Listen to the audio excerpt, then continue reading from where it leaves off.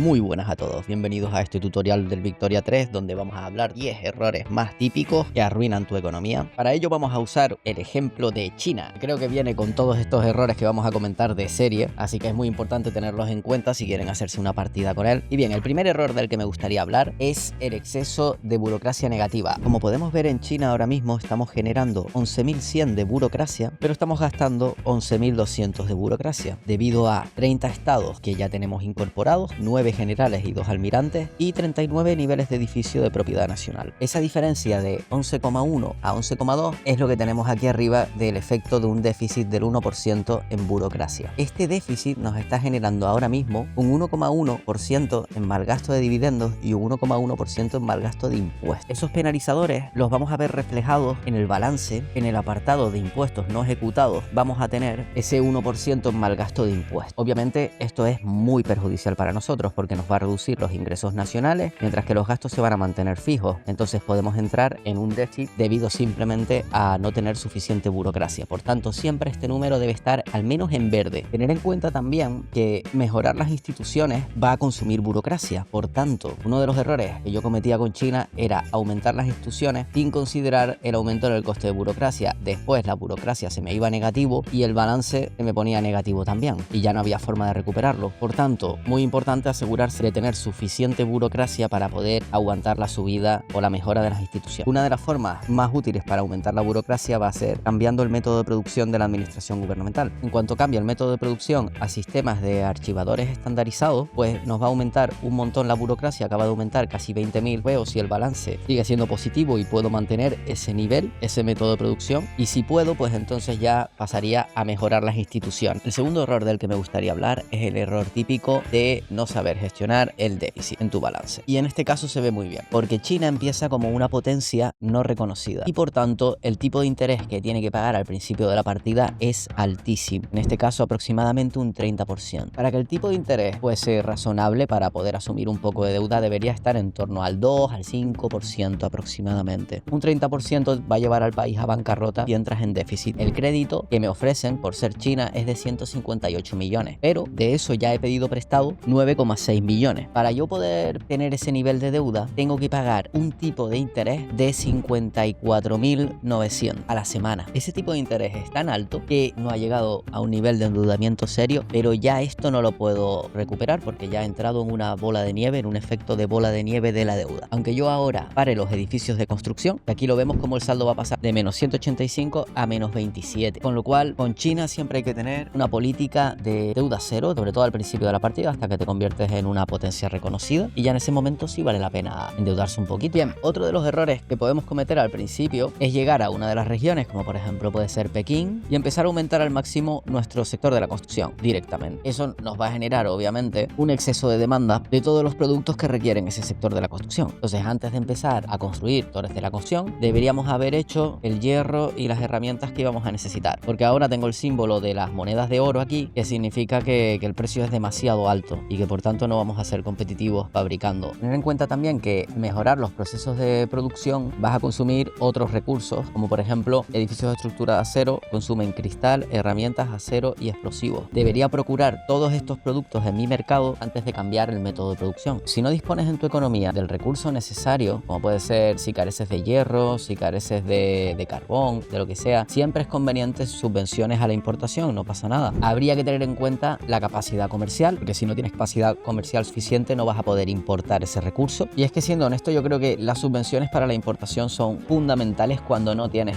no dispones de él, pero tu industria sí lo necesita como insumo. En ese caso siempre vale la pena subvencionar. Ahora bien, yo creo que las subvenciones hay que mantenerlas bastante controladas, porque a veces empiezan a exportar demasiado y empieza a generarte un gasto nacional demasiado alto. Por eso yo siempre recomiendo ir a los gastos nacionales fijos y estudiar en el apartado de subvenciones cuánto nos estamos gastando en subvenciones, cómo las estamos usando, si vale la pena a lo mejor anular una subvención. Y este dato que hay aquí de subvenciones siempre hay que mantenerlo a raya. En algún momento a lo mejor empiezas a exportar demasiada munición o demasiados vehículos y llega un momento que te está afectando tu balance, se te está poniendo negativo. Entonces, una de las formas en las que yo detecto el porqué de ese déficit normalmente lo encuentro aquí en subvenciones. Pasando a hablar de otro de los errores típicos, sería no prestarle atención al acceso al mercado. Tú puedes tener en una región como tengo yo aquí en Pekín un montón montón de fábricas que no estén siendo rentables, y eso se va a deber a que esa región no tiene acceso al mercado. Puede ser uno de los motivos. El acceso al mercado depende del nivel de infraestructuras que tengas en esa región, pero también va a depender del número de convoyes que tengas en esa región. Depende del uso que vayas a hacer. Por tanto, hay que tener en cuenta tanto los convoyes como las infraestructuras para estar seguros de que nuestro acceso al mercado es del 100% en todo momento. Y bien, tú puedes ver que tienes los edificios correctos, tienes la región, el acceso al mercado al 100%, pero que incluso así todavía los edificios no están funcionando bien. ¿A qué puede deberse? Otro de los factores que hay que tener en cuenta es el nivel de alfabetización y de cualificaciones en esa región. Por ejemplo, en la fábrica de muebles que tengo aquí en Pekín, nos dice que no se ha podido contratar a comerciantes porque los obreros de las plantaciones de trigo no están dispuestos a trabajar por ese salario. Vale. Por otro lado tenemos las cualificaciones, que lo tenemos aquí con una cruz roja, lo cual nos está indicando que no hay suficientes cualificaciones para cubrir las vacantes actuales. ¿Cómo resolver este problema? Pues poniendo universidades. Básicamente es lo que más aumenta el nivel de alfabetización. Siempre es muy interesante acumular todas las universidades que se pueda en una sola región para aprovechar las economías de escala que vas a tener para aumentar cuanto antes la innovación semanal con el menor coste posible, ¿no? Entonces siempre las universidades en una región, pero sí te puedes encontrar que a lo mejor por aquí ya todas estas regiones ya tienen un nivel de alfabetización y de cualificaciones correcto, pero que a lo mejor por el sur no, entonces a lo mejor te conviene hacer aquí, por ejemplo, otras 5 universidades o algo así, ¿no? Y bien, ya hemos aprendido cómo gestionar los edificios, cómo resolver la mayoría de los errores que puedes cometer, y ahora te puede interesar mejorar la productividad de los edificios. Por ejemplo, China empieza permitiéndonos cambiar el método de producción de los edificios rurales. Por ejemplo, las plantaciones de trigo, podemos cambiarlo a herramientas de arado. ¿Nos convendría hacer esto desde el principio del juego? Pues por supuestísimo que no, porque al final mejorar estos métodos de producción nos va a llevar a un descenso en el empleo. Vamos a tener 3.000 personas menos por edificio trabajando en este sector, y cuando nuestra economía tiene una población de 376 millones, de los cuales tenemos 83 millones de campesinos, pues si yo pulso este botón ahora mismo estaría cometiendo un gravísimo error, porque voy a consumir herramientas para mejorar la productividad de los obreros que ya hay. 3.000 de ellos van a quedar fuera y se van a unir a los otros 83,5 millones de campesinos que tengo en mi economía. Tenemos que entender que los campesinos no se pueden comparar con los empleados remunerados. La idea de los empleados remunerados es que recibir salario, también pagan impuestos y están como dentro del ecosistema económico, pero los campesinos tenemos que pensar en ellos como lo que nos está poniendo aquí, agricultores de subsistencia que producen productos agrícolas y de manufacturación sencilla que utilizan principalmente para satisfacer sus propias necesidades. Entonces esto es una economía de subsistencia donde estos 84 millones de personas que tenemos ahora mismo siendo campesinos, estas personas no contribuyen a la economía de ninguna manera. No recaudamos impuestos sobre ellos, no acceden al mercado y a los productos del mercado, porque básicamente ellos con sus edificios de subsistencia tienen todo lo que necesitan. Y entonces uno de los objetivos siempre va a ser convertir todos esos campesinos en mano de obra remunerada con cierto nivel de cualificación para realmente conseguir recaudar algo sobre ellos, que ahora mismo pues eso, la media de impuestos no recaudados es del 54%, y todas estas regiones que hay aquí apenas están pagando impuestos. ¿Cómo conseguir recaudar el 100% de los impuestos no ejecutados en China? Pues una de las formas más lógicas que yo he encontrado de hacerlo es centrarte en una sola región, como por ejemplo Pekín. Pekín es maravillosa, tiene hierro, tiene carbón, tiene madera, tiene plomo y también tiene 3,3 millones de campesinos, y el 71,5% de los impuestos no los estamos recaudando. Entonces yo recomiendo empezar a mejorar tu capacidad tributaria. Estos menos 460 que tengo en negativo, pues intentar ponerme en 0 o en 10 o algo así, ponerme ligeramente en positivo, construyendo administración gubernamental en un solo sitio, en una sola región, en Pekín en este caso. ¿Para qué? Pues para aprovechar como siempre las economías de escala que aquí tenemos, que estamos produciendo un 16% más gracias a tenerlas todas acumuladas en ese sitio, ¿no? Bien, pasemos a hablar de otro de los errores más comunes. Los impuestos al consumo son bastante polémicos. Yo, como ya he dicho en otros vídeos, me gusta tenerlo en transporte y servicios porque realmente no estamos afectando